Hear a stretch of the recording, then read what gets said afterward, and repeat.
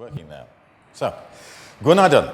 As I say, I don't speak Turkish, so luckily my friends at BKM have translated my book into Turkish, and you can get a free copy today over the break. You just need to make a donation to the Tenor Foundation, which is a charitable trust, and send the email of your receipt to BKM, and you get a copy of the book. The book is all about what digital means in financial services and banking. And to a large extent, you may wonder, why hasn't banking been ripped apart by the internet revolution in the same way that music, film, entertainment, travel, photography, almost every other business has been changed dramatically by the internet. And yet we still have bank branches, we still use ATMs, we still have a lot of cash. So why isn't banking being ripped apart by digital? And the fact is, it is. It's just not visible because it's taken a long time to get to the heart of why banking doesn't work. And it's two technologies in particular that are now changing fundamentally the way in which we bank. One is mobile, and the other is the cryptocurrency blockchain invented by Bitcoin. And these two things combined are dramatically and fundamentally changing society, not just finance, but changing the way in which we think about exchanging value. Because mobile enables everybody on this planet to be included in the electronic network. So 5 billion people who previously were not worth bothering with because they were too expensive to serve in a physical world are now able to be served cheaply and easily in a digital world through mobile technologies. I've just come from Africa, where mobile financial inclusion is a massive subject of dialogue, because by the year 2030, according to the Bill and Melinda Gates Charitable Foundation, there will be no poverty on this planet anymore.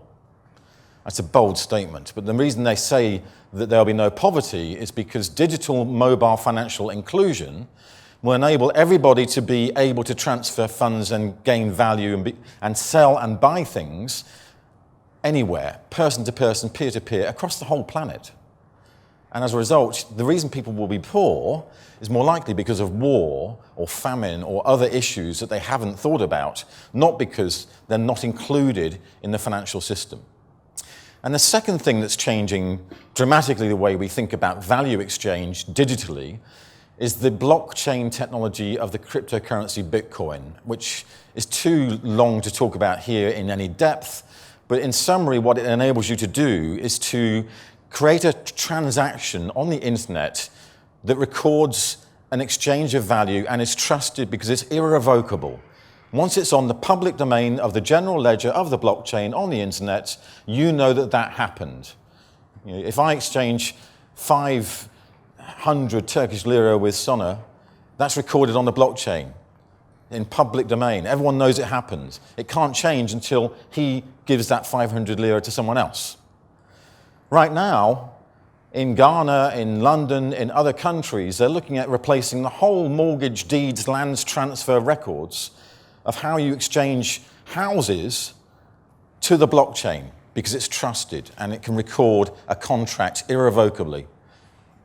So these two things combine to create a new world of value exchange, where everybody on this planet can connect electronically to the mobile network and be included in the financial system and exchange value on the financial system in a trusted, immediate way. And an example of a trusted, immediate way is when you send money, how long does it take you today? If you were sending money to me in London, it'd probably take you a couple of days to get the money transferred because of the old network it's going through. In the new network, it's real time. If you make a phone call, you don't expect someone to pick up the phone 3 days later. You expect them to pick it up now. And that's what's going to happen with money, because the blockchain can record the movement of money in real time for almost free. In November, $86 million transferred on the blockchain on a Sunday morning, immediately, for virtually no cost. That's transformational.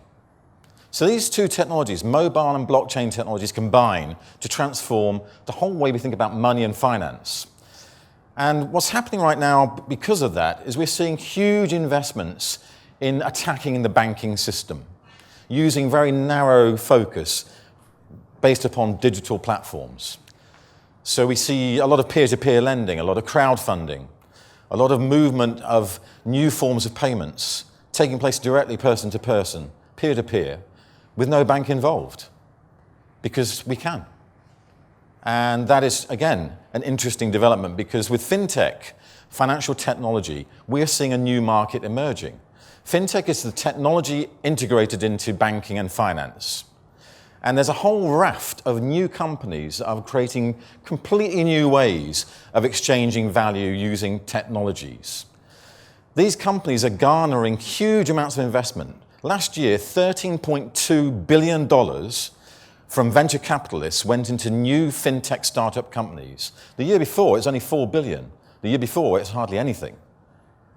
What that says is something's happening. And what's happening is that the traditional banking system is built on a physical infrastructure. It's built on the idea that we exchange value physically through paper money, through checks, through humans in branches. Whereas the fintech community says that's old world. The new world of digital says we exchange data, and we exchange data digitally in a value form anywhere, anyone, with anyone, globally, through the internet. So the old world of banking is built for the physical distribution of paper in a localized network called the branch. And the new world of fintech is focused upon the digital distribution of data through the globalized network of the internet. And the fundamental thing that does is the old world charges you a lot of money because it's physically moving stuff. The new world is almost free and it's real time. The whole point of fintech, these guys are getting this $13.2 billion last year. This year, it's about $20 billion. The whole point of what they're doing is saying, we can replace the old world of buildings and humans with the new world of software and servers. So we can do stuff that in the old world would cost you a fortune. You pay 7% interest on a loan. In the new world, we'll charge you 4%. You get 3% interest on your savings. In the new world, you'll get 7%. Because there's zero cost between getting people who have money to be connected with people who need money when you use software and servers. You think about the examples given just now about simplicity, and Uber is a great example of simplicity. But what does Uber actually do? It connects people who need to go somewhere with people who have vehicles to transport them. That's it. It's a marketplace. It's a processing engine in the middle. And Uber doesn't have any massive skyscraper buildings all over the world as their head offices, and lots of people who have to take orders. It's just an app. That's what's happening with financial services. We're connecting people who need money with people who have money through a processing machine as an app. And that makes you wonder, what therefore is banking going to be 10 years from now? How will we deal with the way in which we move money and financial services in that new digital platform world?